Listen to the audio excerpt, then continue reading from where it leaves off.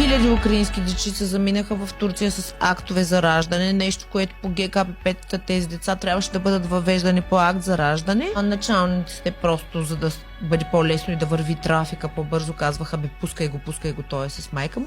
И така хиляди дечица заминаха в Турция и потънаха в Турция. Имам така контакт с хора, които се занимаваха с бежанците доброволно, помагаха. Също ми е споделяно колко много дечица там потънаха и никога няма да бъдат намерени в Турция. Украински дечица.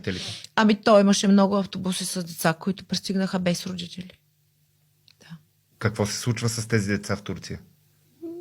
По-голямата част отиват за органи. Колко си сигурна в това, което ми казваш? Колко трябва да бъда сигурна? Много съм сигурна. И си сигурна, че твои колеги участват в това? Да. Даже има някои служби, които работят точно по това. Защо не се говори за това в България? В България не се говори за много неща.